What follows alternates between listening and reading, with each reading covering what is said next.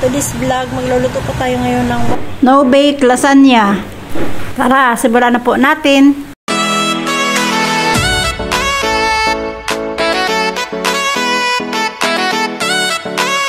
Una, lutuin po natin itong ating beef hanggang sa lumabas po yung kanyang taba-taba.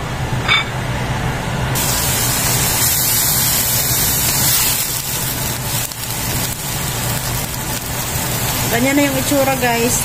Dagdag lang po tayo dito ng white onion.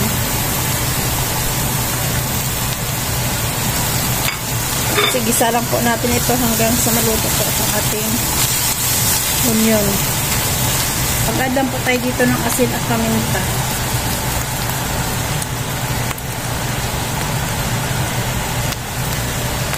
Konting MSG.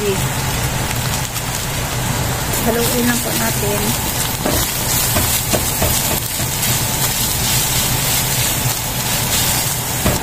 Sunod, magagay na po tayo ng ating sauce.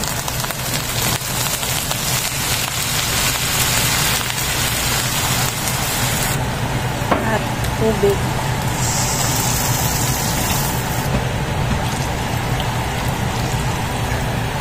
Haluin po natin.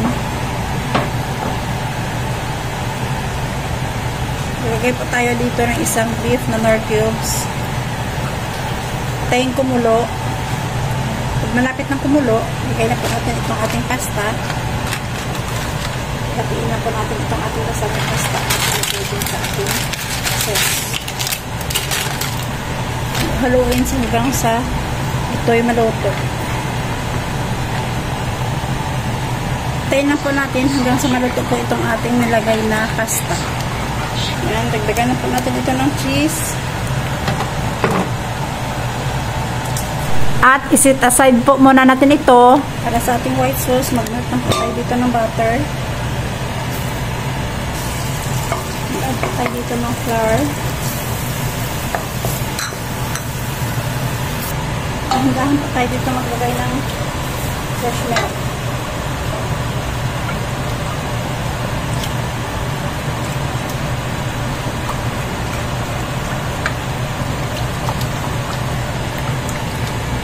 Hanggang sa matuna po lahat ng ating nilagay na flour.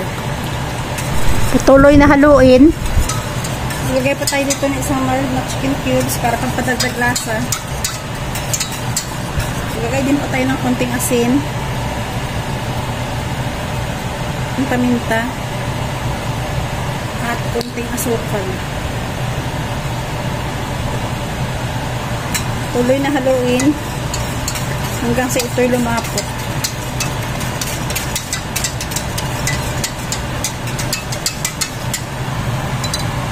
Mag-add po tayo dito ng additional na cheese para pandagdag lasa po natin sa ating white sauce.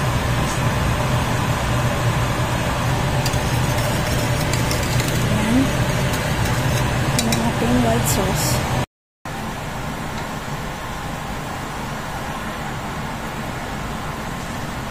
Add with white sauce on top.